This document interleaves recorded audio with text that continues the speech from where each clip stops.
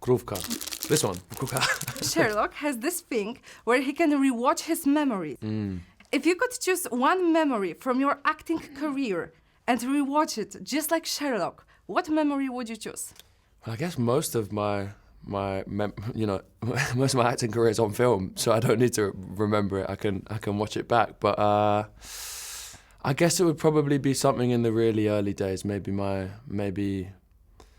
Maybe rehearsing for or practicing for my Harry Potter audition with my mum, because I remember her being very kind and generous and supportive, and me probably being very angsty and annoying and wanting to just go play football with my mates, and her encouraging me to do it, and I'm very glad she did.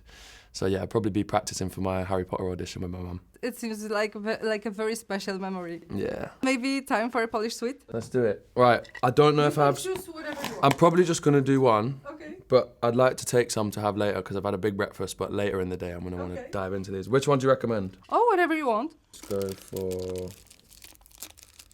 Let's do a lucky dip.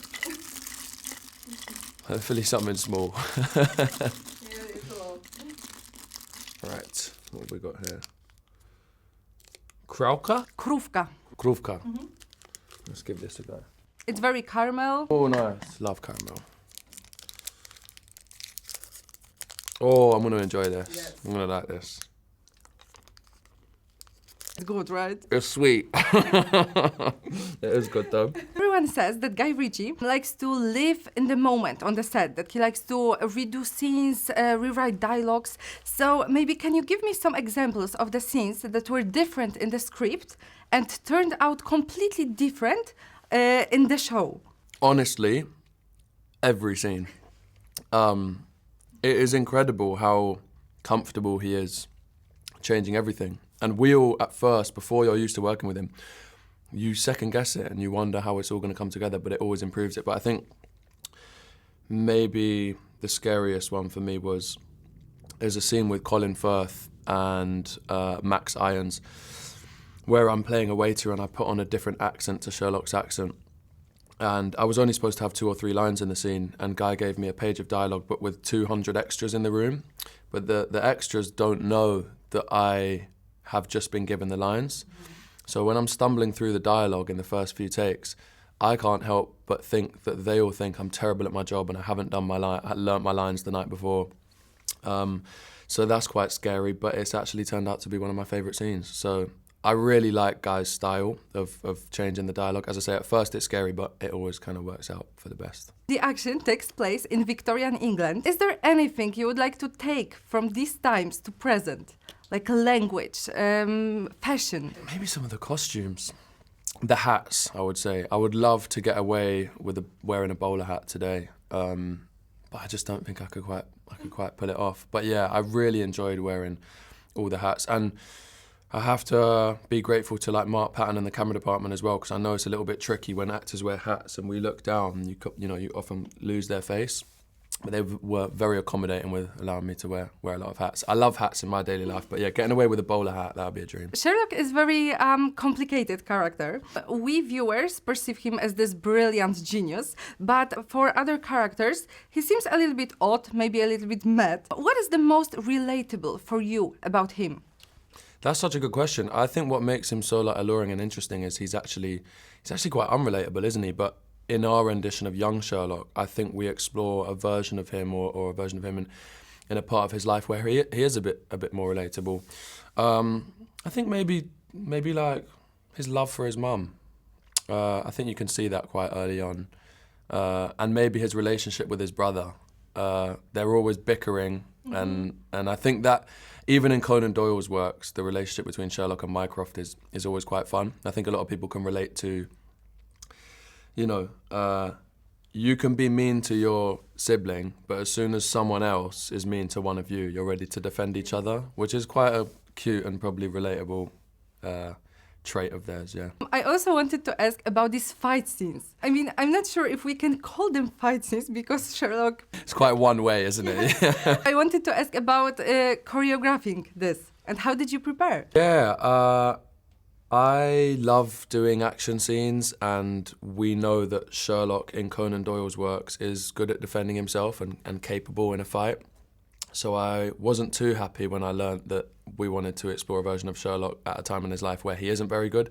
But I very quickly came around because it serves the story so well. Preparation for me, I mean, characters like Zine's character, the princess, and Donal's character Moriarty, they do a lot of the heavy lifting when it comes to the fight scenes, and they do a great job of it. But my prep is kind of just practicing snapping my head back because I get punched probably about 4 or 5 times in the face in the first episode, and then a lot of bloody Q-tips up the nose. So my preparation was a lot more straightforward than theirs was. Yes, it was so fun to watch. Maybe I can talk you to one. You convinced me. That first one was really good, to be fair. All right, I'm gonna pick one now. Is there a minty one? Yes. This one? No, there's one more, and this one is minty. This one? No. It will be hard to find because I put there so many sweets. All right, no worries. We're just gonna go. Yes. We're gonna go for this one. Oh, okay. How do I pronounce this? Kukuka? Kukuka. Yes. Kukuka. What does this one taste like? It's like a bird in Polish. Like a bird. Yeah, it's funny.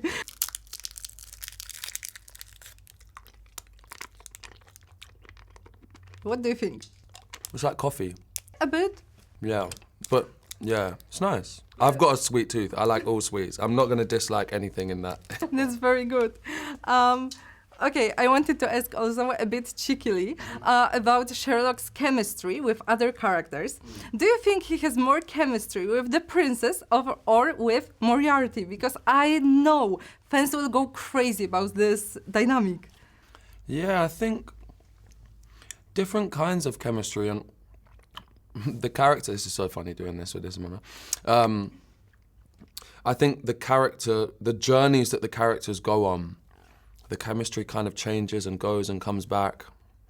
I think it's a very good question. I think they're quite equal, but I think ever so slightly, Sherlock and Moriarty have a chemistry that's really hard to beat. I think they make a great team. We often use the reference of Butch and Sundance. They definitely make a great team and kind of make up for each other where the other one lacks. So Sherlock and the princess have great chemistry too, but Sherlock and Moriarty take the win for me. In the end, Sherlock loves to learn new things. Is there anything fascinating and new you learn during working on the set? I think I learned a lot about, I can't take myself seriously doing this with the sweet in my mouth. I think I learned a lot about myself. I've started my acting career at quite a young age and kind of came into sets with the approach of just wanting to serve the set and say yes and not really apply my own ideas, because I always felt like everyone else had better ideas than me and more experience, and it's kind of taken me a while.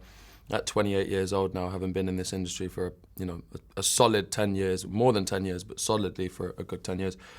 I think by the end of the show, I just kind of started to back myself and have my own ideas and voice them. And sometimes, when the clock is ticking, if you have an idea of how to do a scene differently, you kind of have to fight quite hard to sell it to the rest of the crew and producers and the director and everything. And at first I was apprehensive to do that, but I think one of the main things I learned on this job was to kind of trust myself, and if I really think that one of the ideas I have is strong, to say it and fight for it. And I think that is credit to Guy, because he teaches you how valuable it is to